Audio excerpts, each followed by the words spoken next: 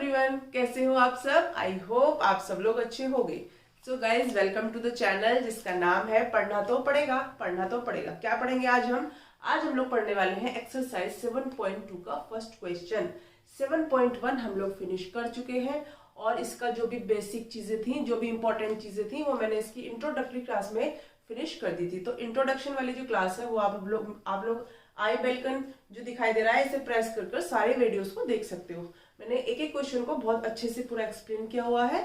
ठीक है, अगर फिर भी किसी को डाउट आता है तो मुझसे कमेंट बॉक्स में कमेंट कर पूछ सकता है। ठीक है, सो बेटा अब हम स्टार्ट करते हैं अपनी क्वेश्चन नंबर 1 को। इसमें क्या क्वेश्चन है बेटा, एक्चुअली जो हमारी एक्सरसाइज 7.1 थी वो हमारा डिस्टेंस फॉर्मूला था उस पर बेस्ड थी सारी। ठीक है, आपने देखा हम लोग उसको कैसे कैसे प्रैक्टिकली यूज कर लेते हैं। ठीक है, अब हमारा जो नेक्स्ट फॉर्मूला था वो क्या था बेटा, सेक्शन फॉर्मूला। सेक्शन फॉर्मूला हमारा क्या था कि अगर कोई लाइन है हमारी, एक बार मैं उसको थोड़ा सा रिवाइज कर देती हूँ जिससे कि सब लोगों को याद आ जाए।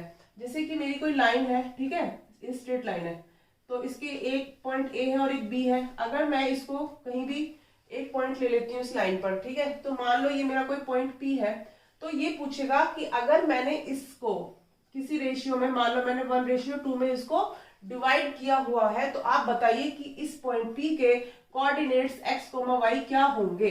तो हमने ये पढ़ा था ना, तो इसके मान लो मेरे पास कोऑर्डिनेट्स हैं x1 और y1 और इसकी क्या है बेटा x2 एंड y2।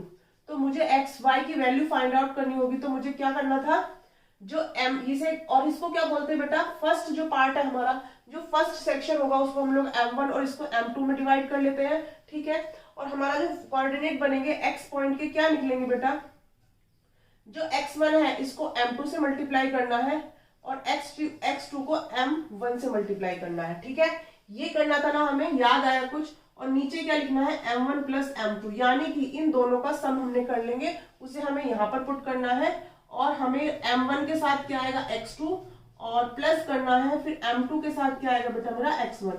इसी तरीके से हम y के कोऑर्डिनेट्स को भी लिख सकते हैं, जैसे कि m1 के साथ आएगा y2 और m2 के साथ क्या आएगा बेटा y1 और नीचे same m1 plus m2। I hope आपको ये सब चीजें मेरे ध्यान आ गई होंगी। ठीक है, तो इस तरीके से हमें इन क्वेश्चंस को इन फॉर्मूलाज को यूज करके हमें अपने क्वेश्चंस को सॉल्व करना है। ठीक है, तो स्टार्ट करते हैं अपना क्वेश्चन। देखो यहाँ पर क्वेश्चन में क्या दिया हुआ है, find the coordinate of the point which divides the join of this point and this point in the ratio 2:3।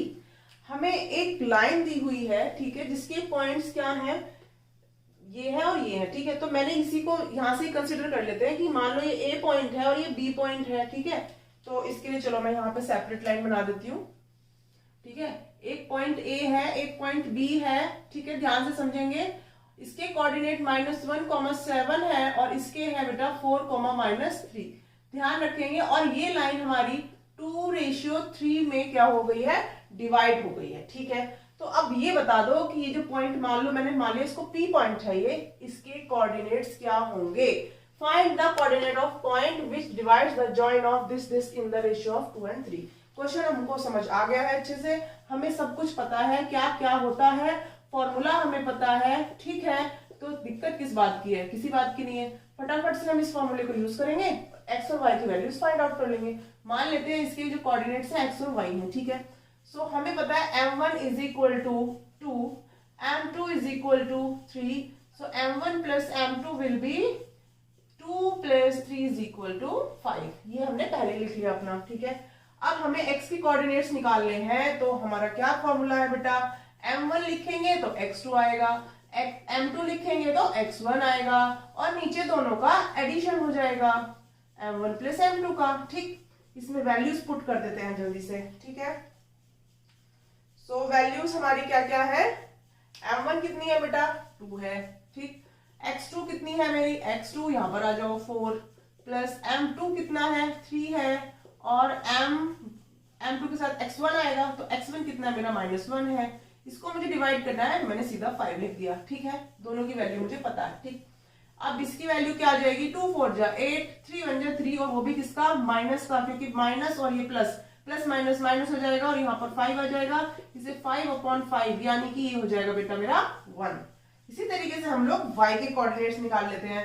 y के कोऑर्डिनेट्स निकालने के लिए हमें क्या करना है, x की जगह पर y पुट करना है, 2 हो गया, ये हो गया मेरा m1, तो y2 क्या होगा माइनस का 3 प्लस m2 कितना है बेटा 3, m2 3 है ना मेरा, और यहाँ पे y1 कितना आ जाएगा 7, डिवाइड कर देंगे 5 से, तो 3 2 जा माइनस का 6 प्लस माइनस माइनस हो जाएगा, और यहाँ पर 21 डिवाइडेड बाई 5 हो जाएगा, और इसे हम लोग 15 लिख देंगे, और ये मेरा बेटा आ जाएगा 5 3 जा 15। So coordinates of the point P, point P के कोऑर्डिनेट्स क्या हो जाएंगे बेटा, ये हो जाएंगे मेरे 1,3। देखा कितना सिंपल सा अच्छा सा क्वेश्चन था, बस हमें क्या पता होना चाहिए था, ये वाला जो कंसेप्ट है ये कहां से कैसे क्या है, ये चीज समझ आ गई तो हमने फटाफट अपना फॉर्मूला यूज किया और आंसर लिख दिया। ठीक है, अब हम करते हैं क्वेश्चन नंबर 2।